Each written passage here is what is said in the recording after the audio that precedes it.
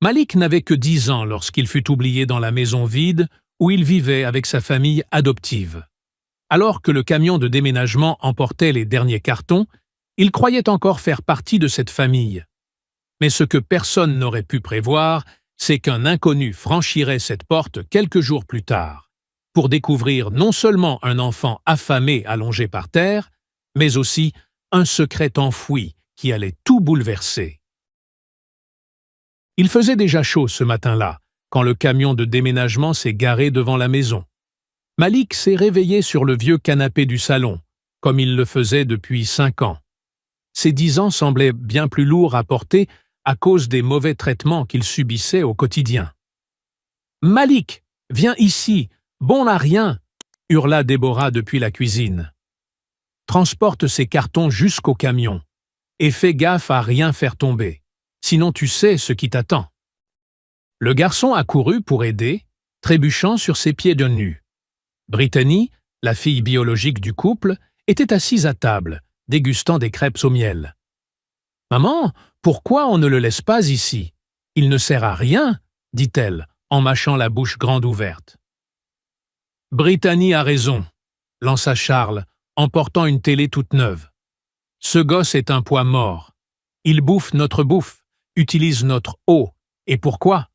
Il ne fout rien de bon. » Malik s'arrêta au milieu du salon, tenant un carton trop lourd pour lui. « Vous allez m'emmener avec vous, hein? Je vous promets que je vais être plus sage. Je ferai tout ce que vous direz. » Déborah éclata d'un rire sec. « Sage? Tu n'as jamais été sage. T'es un problème depuis le jour où t'es arrivé ici. »« Mais vous êtes ma famille, » insista Malik, les larmes aux yeux. « Une famille ?» ricana Charles. « On t'a pris juste parce qu'on touchait un bon fric tous les mois. Maintenant qu'on ne reçoit plus rien, t'es juste une bouche en trop à nourrir. » Brittany se leva de table. « Enfin! J'en pouvais plus de partager la maison avec... ça. » Le cœur de Malik se serra. Il savait qu'il n'était pas traité comme Brittany, mais il n'avait jamais imaginé qu'ils parlèrent de lui comme ça. Tous les soirs, il se demandait pourquoi il dormait sur le canapé pendant qu'elle avait une grande chambre. Pourquoi il mangeait les restes pendant qu'elle avait des plats faits rien que pour elle. Pourquoi il se faisait frapper quand il cassait quelque chose, alors qu'elle, jamais. « S'il vous plaît, ne me laissez pas !» supplia-t-il, agrippé à la jupe de Déborah. « Je vais changer, je vous le jure. » La femme le repoussa brutalement. « Lâche-moi! Tu changeras pas! T'es foutu depuis le départ. T'es né de travers et tu crèveras de travers. » Le camion se remplissait des affaires de la famille.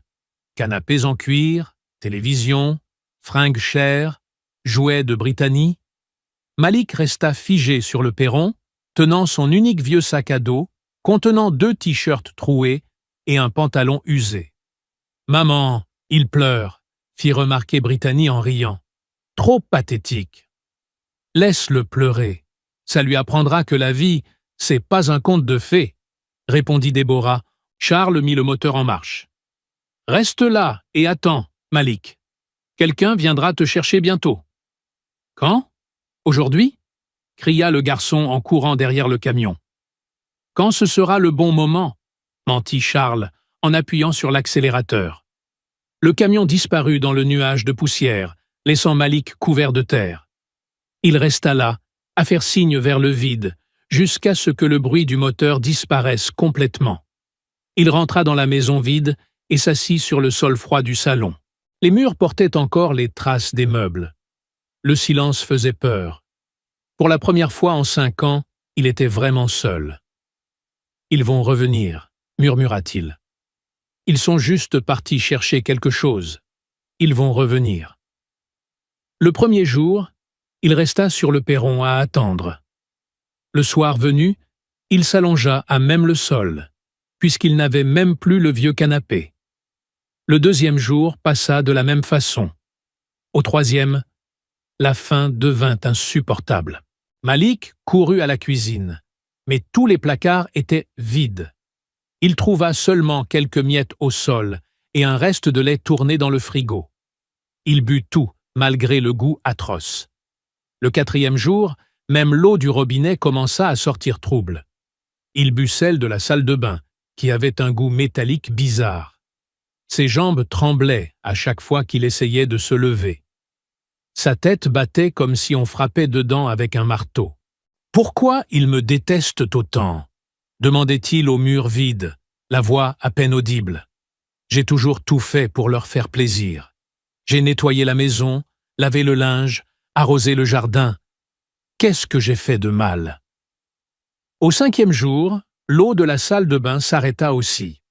Malik essaya de casser la fenêtre de la cuisine pour appeler à l'aide, mais il était trop faible. Ses mains frappèrent le verre comme des plumes. « Au secours! Y a quelqu'un? Je suis ici !» hurla-t-il jusqu'à en avoir mal à la gorge. Personne ne répondit. La maison était isolée, au milieu de nulle part. Aucun véhicule ne passait par la route de terre. Aucun voisin à l'horizon. Le 6e jour, Malik ne parvenait plus à se lever. Il restait allongé sur le sol du salon, les yeux fixés sur le plafond fissuré. Ses lèvres étaient sèches et gercées. Son ventre le faisait souffrir tellement qu'il se recroquevillait comme un animal blessé. « Est-ce que je vais mourir ici ?» pensa-t-il, les yeux brûlants. C'est alors qu'il entendit le bruit d'une voiture qui s'arrêtait dehors. Ethan Brooks gara sa voiture noire devant la maison qu'il avait achetée sur Internet. Il était enthousiaste à l'idée de commencer une nouvelle vie, loin de la grande ville. En tant que graphiste, il pouvait travailler de n'importe où, et il avait toujours rêvé de vivre à la campagne. La maison paraissait plus grande que sur les photos, mais elle avait clairement besoin de rénovation. Les vitres étaient sales, la peinture s'écaillait, et le jardin était envahi par les mauvaises herbes. Rien d'insurmontable avec un peu d'huile de coude. Lorsqu'il ouvrit la porte d'entrée, il trébucha sur quelque chose de mou. « C'est quoi ce truc ?» marmonna-t-il en baissant les yeux. C'était un enfant, beaucoup trop maigre, sale, les yeux fermés, respirant à peine. Ethan se mit immédiatement à genoux et toucha son visage. « Hé, petit, tu m'entends? Tu peux ouvrir les yeux ?» Malik ouvrit lentement les paupières, la vision floue. « C'est toi qu'ils ont envoyé? Les Whittaker? C'est eux qui t'ont envoyé? » « Les Whittaker. Je ne connais pas de Whittaker. Qu'est-ce que tu fais ici? Où sont tes parents? » demanda Ethan, inquiet. « Ils sont partis. Ils m'ont laissé ici il y a quelques jours. Ils ont dit que quelqu'un viendrait me chercher, » répondit Malik d'une voix faible, à peine un souffle. Ethan sentit la colère monter en lui. « Ils t'ont abandonné ici? Tout seul? Sans nourriture ni eau? » « J'étais bon à rien, de toute façon. » C'est ce qu'il disait toujours. Sans réfléchir, Ethan prit l'enfant dans ses bras et le porta jusqu'à la voiture. Malik ne pesait rien, comme s'il était fait de papier. Sur le chemin de l'hôpital, le garçon raconta son histoire, par bribes, entre 2 micro-siestes. « Il me frappait quand je cassais quelque chose. Je dormais sur le canapé. Je ne mangeais que ce qu'il restait dans l'évier, » murmura Malik, les yeux fermés. Et la fille, Brittany? Elle avait sa propre chambre, un ordi, des vêtements neufs. Elle disait toujours que j'étais un poids mort, qu'un jour, il se débarrasserait de moi. Ethan serra le volant avec rage. Mais quel genre de monstre peut faire ça à un enfant? À l'hôpital, pendant que Malik recevait des perfusions et des soins, il continua de raconter des détails de sa vie passée. Chaque mot arraché à ce garçon renforçait la colère d'Ethan et sa volonté de l'aider. « Pourquoi tu fais ça pour moi ?» demanda Malik, alors qu'Ethan lui apportait un sandwich chaud. « Parce que tout le monde mérite d'être traité avec respect, surtout un enfant, » répondit Ethan, l'aidant à manger doucement. « Personne ne t'a jamais traité gentiment? »« Non, jamais. Je croyais que c'était normal, » admit Malik. « Je pensais que tous les enfants adoptés vivaient comme ça. »« Non, Malik, aucun enfant ne mérite ça. Tu n'as rien fait de mal. Ce sont eux, les fautifs. » 2 jours plus tard, une fois Malik remis sur pied, ils retournèrent à la maison. Ethan voulait comprendre toute l'histoire avant d'alerter la police. Il avait besoin de preuves. En fouillant les pièces vides à la recherche d'indices, il marcha sur une latte du plancher qui sonnait creux dans la chambre principale. « Malik, viens voir. Il y a quelque chose de bizarre sous le sol. » Ils soulevèrent la latte et découvrirent un coffre en bois caché sous le plancher. À l'intérieur, des objets brillaient malgré la faible lumière. Des bijoux de grande valeur, des cadres dorés, des liasses de billets et plusieurs documents anciens. « Ça vaut une fortune, » dit Ethan en prenant un carnet à la couverture en cuir. « Regarde qui l'a écrit. Sarah Montgomery. Malik, c'est quoi ton nom complet? » Malik Montgomery. Mais les Whittaker m'ont toujours dit que c'était juste un nom inventé. Ethan ouvrit le carnet et commença à lire à voix haute. « Mon mari James et moi sommes propriétaires de la ferme Montgomery depuis 15 ans. Notre fils Malik est notre plus grande joie. Si quelque chose nous arrive, nous voulons qu'il sache qu'il a toujours été aimé et que tout ceci lui revient de droit. » Les mains de Malik se mirent à trembler. « Ce sont mes vrais parents? Mes parents biologiques? » On dirait bien. Écoute la suite. Déborah et Charles travaillent chez nous en tant qu'intendants depuis 3 ans. Nous leur avons toujours fait confiance pour s'occuper de la propriété en notre absence, mais dernièrement, Sarah a commencé à se méfier. Elle pense qu'ils fouillent dans nos affaires. Ethan poursuivait sa lecture, la voix de plus en plus tendue à mesure qu'il tournait les pages. Des documents importants ont disparu du bureau. Nos bijoux ont été remplacés par des imitations. Sarah a surpris Charles en train de fouiller dans le coffre de la banque. Quand nous les avons confrontés, ils ont inventé des excuses ridicules. « Qu'est-ce qu'il y a d'autre ?» demanda Malik, inquiet. « La fin est dure, Malik. Tu es sûr de vouloir entendre ?» Le garçon acquiesça lentement. Ethan inspira profondément et continua. « Si nos soupçons sont fondés, Déborah et Charles prévoient de nous éliminer pour s'emparer de notre fortune. Nous avons caché nos biens les plus précieux ici, sous le plancher de notre chambre. Si quelque chose nous arrive, que notre fils Malik sache la vérité. Il est le seul héritier légitime, et que les coupables paient pour leurs actes. » La dernière page était tachée, comme si des larmes y avaient coulé. « Demain, nous allons les confronter une bonne fois pour toutes. Si nous ne revenons pas à la maison, que quelqu'un trouve ce carnet et rende justice à notre fils et à nous. » Malik resta silencieux un long moment. Lorsqu'il parla enfin, sa voix avait changé. Elle était plus posée, plus forte. « Ils ont tué mes vrais parents. Et ensuite, ils m'ont gardé comme un esclave, pour que personne ne pose de questions. » Ethan referma le carnet avec soin. « Maintenant, je comprends tout. Tu étais la preuve vivante de leur crime. C'est pour ça qu'ils t'ont gardé sous la main, mais en te maltraitant. Comme ça, si quelqu'un demandait où était le fils des Montgomery, ils pouvaient dire qu'ils s'en occupaient.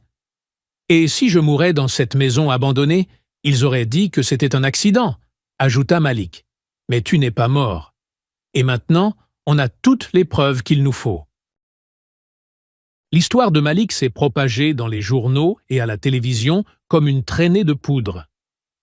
Un enfant abandonné découvre qu'il est l'héritier d'une fortune volée. C'était le titre qu'on voyait partout. Les photos de lui à l'hôpital, maigre et blessé, ont bouleversé tout le pays. Déborah faillit faire tomber sa tasse de café en voyant la télévision allumée dans la cafétéria.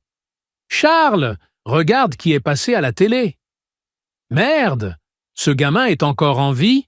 grogna Charles en se levant brusquement de sa chaise. « Et apparemment, il a trouvé notre fric », ajouta Déborah, blême. « Il faut qu'on le retrouve avant qu'il ne soit trop tard. » Brittany, le nez collé à son téléphone, releva la tête. « Sérieusement, vous comptez faire semblant de l'aimer maintenant? Il va tout de suite flairer l'arnaque. » « C'est notre seule chance d'éviter la prison, Brittany.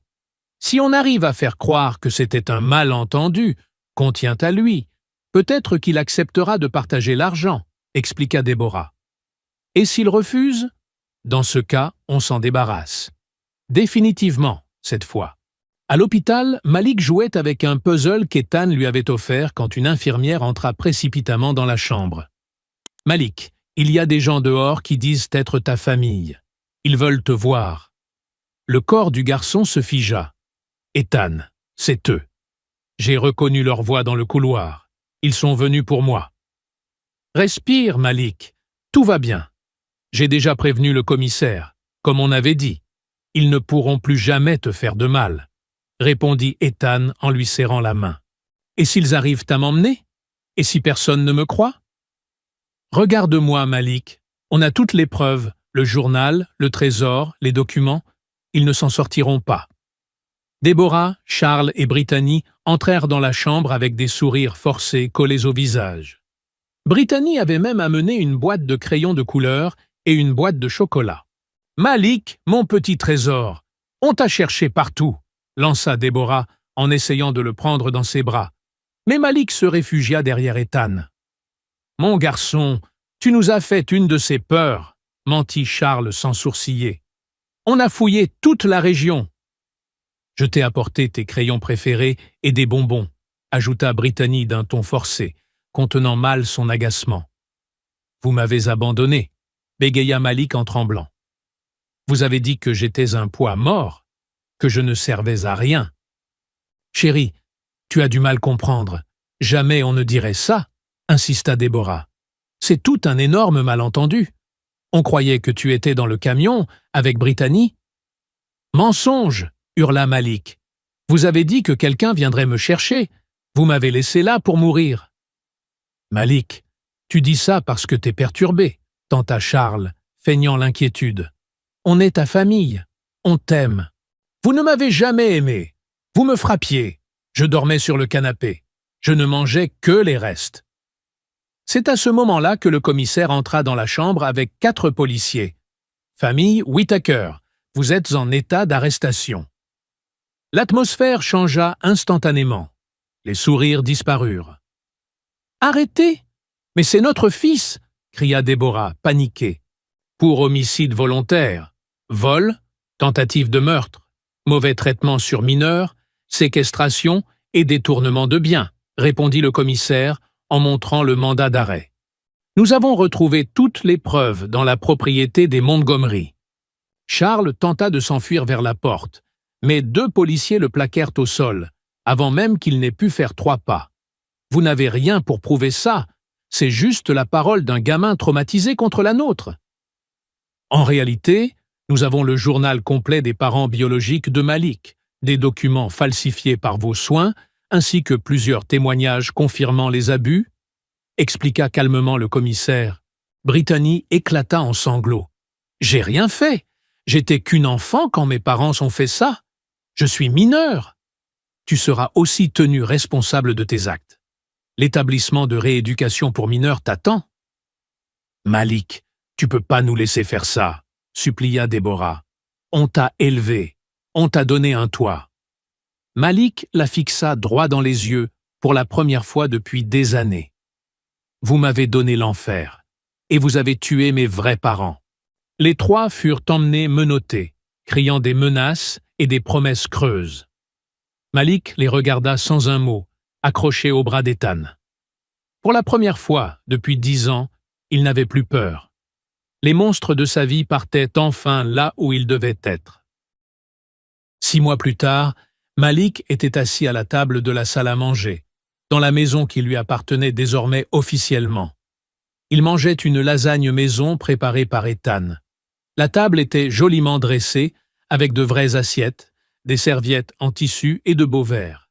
Rien à voir avec les restes mangés debout dans l'évier. « Ethan, » dit Malik en s'essuyant soigneusement la bouche. « Oui, champion ? Tu voudrais devenir mon vrai père ? Genre, officiellement ?» La question sortit à voix basse, comme s'il avait encore peur de demander trop. Ethan posa sa fourchette et le regarda droit dans les yeux.